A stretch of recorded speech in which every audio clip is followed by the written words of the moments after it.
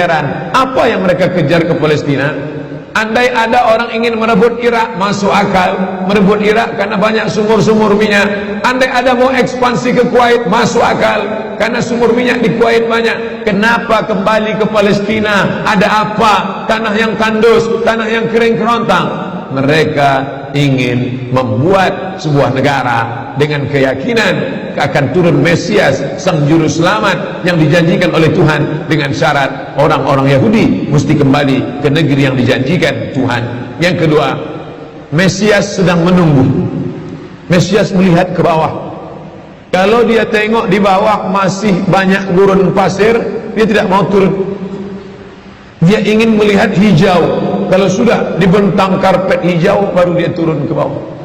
Maka yang dimaksud dengan hijau itu adalah ditanami tanaman-tanaman hijau, penghijauan yang luar biasa. Dan ketika Israel masuk ke Palestina, mereka ambil tanah itu, mereka hancurkan rumah orang Islam, mereka buat tembok panjang. Penjara terbesar dan terpanjang di dunia adalah Palestina. Mereka kurung orang Palestina. Mereka buat tembok beton yang tinggi, panjangnya 700 km lebih. Dari Pekanbaru kita lihat, Anda menuju Medan Sumatera Utara 600 km. Mereka membuat tembok tinggi 700 km. Bayangkan, umat Islam terisolir dan mereka tanami hijau-hijau. Makanya Allah berkuasa, Allah mau tunjukkan kuasa, lalu Allah buat tanaman hijau itu menyala. Dalam pokok yang hijau itu menyala beberapa bulan yang lalu. Heran orang, Allah mau menunjukkan kekuasaannya. Kalian tidak mau tolong Palestina, aku yang akan menolongnya. Tanaman yang hijau yang mereka tanam itu tiba-tiba terbakar. Tidak ada yang bisa mematikannya. Sampai-sampai reporter wartawan Amerika mengatakan, tidak ada yang bisa mematikan kebakaran ini kecuali Tuhan, karena Dia yang membakarnya.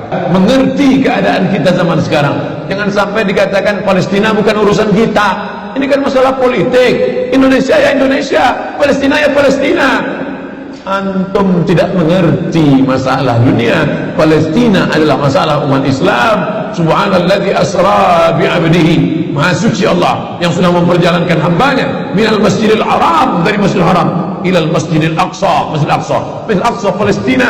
Kita yang tertulis dalam kitab suci kita bahwa kita punya ikatan emosional. Kenapa kita tidak yakin itu? Yahudi ajarannya dibuat-buat, ajarannya mitos, tapi mereka punya keyakinan yang luar biasa. Mereka rebut negeri itu, mereka kuasai, mereka hancurkan negeri musuh. Atas dasar apa? Keyakinan bahwa Mesias akan datang. Yang kelima, apa yang mereka lakukan untuk Palestina? Mereka meyakini ada Temple of King Solomon, tempel kuil King Solomon, Raja Sulaiman.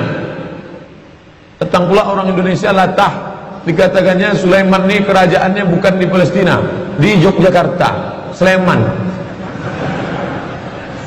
Kata dia, King Solomon itu punya tempel kuil, dan Temple of King Solomon letaknya pas di bawah Al-Masjidil Aqsa.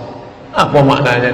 Mereka mengeruk setiap hari bulldozer, traktor, ekskavator, terus mengeruk keliling Masjidil Aqsa. Mereka ingin meruntuhkan Masjidil Aqsa.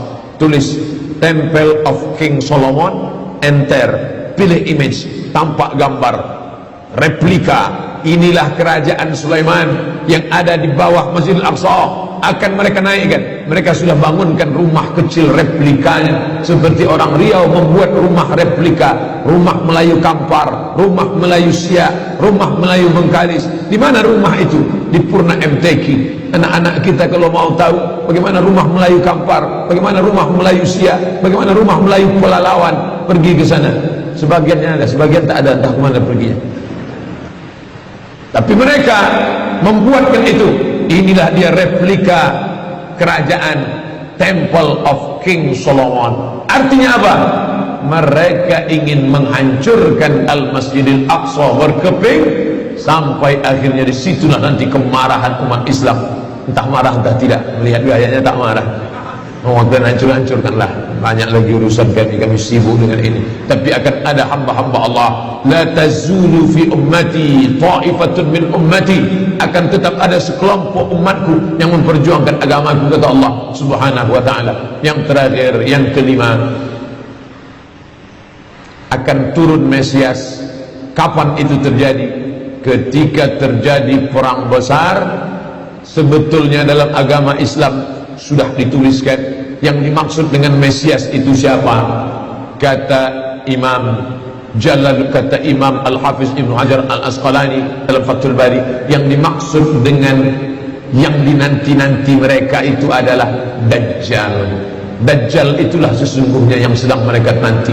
70,000 Yahudi wara'ad Dajjal. Ada 70,000 Yahudi yang akan berada di belakang Dajjal ketika dia turun nanti. Makanya tiap hari, tiap petang kita berkata, Allahumma inni a'udzubika min azab jahannam, wa min azabil qabri, wa min fitnatil mahya wal mamat, wa min syarri fitnatil masihid Dajjal. Dajjal itulah yang sedang mereka tunggu. Dajjal itu yang sedang mereka nanti-nantikan.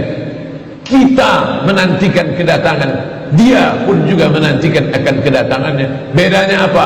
Mereka meyakininya dengan semangat mereka luar biasa. Mereka bangkit. Umat Islam percaya. Padahal tiap hari dia katakan sebelum salam, Allahumma inni a'udzubika min adzabi jahannam, wa min adzabil qabri, wa min fitnatil mahya wal mamat, wa min syarri fitnatil masihid Dajjal. Tiap hari dikatakan, tiap hari diucapkan. Tapi dalam hati, betul tak Dajjal datang? Entah ya entah tidak. Mereka yakin Dajjal akan datang, tapi mereka katakan itulah pemimpin kami, itulah Tuhan kami, itu adalah jelmaan daripada Tuhan kami, itu yang ada yang menghancurkan dunia, dia akan menjadi panutan kami. Kita berkata itu musuh kami, tapi kita pun ragu entah musuh entah tidak. Oleh sebab itu kita minta ampun kepada Allah atas kurangnya iman kita. Subuh ini kita bangkitkan semangat kita, tapi yang datang kepada, kenapa Allah tidak menolong? Katanya Allah itu Maha Kuasa. Cukup dia teriakkan saja, malaikatnya satu berteriak, pecah gendang telinga orang Yahudi, mati. Cukup dia tiupkan angin sejuk, terhirup, mati. Kenapa tidak dia matikan saja Yahudi itu? Datang Syekh Muhammad Jibril, Syekh Dr. Muhammad Jibril, Syekh Profesor Dr. Muhammad Jibril, dosen tafsir Al-Azhar. Kami undang, mahasiswa Indonesia mengundang di waktu di Mesir dulu kuliah. Lalu saya tanya, Assalamualaikum Syekh. Ya, kaum Ad binasa, kaum Samud binasa, kaum Midian binasa, kaum Iram binasa, kaum Fir'aun binasa. Kenapa Allah tidak membinasakan Israel ini? Senyum Syekh Muhammad Jibril. Apa kata dia? Ya bani, anakku, seandainya Allah membinasakan Israel ini, lalu apa yang tersisa untukmu? Ditunjuknya saya. Seandainya Allah membinasakan Israel ini, lalu apa yang tersisa untukmu? Terdiam saya. Allah sengaja sisakan ini sebagai medan jihad kita menolong agama Allah Subhanahu wa ta'ala.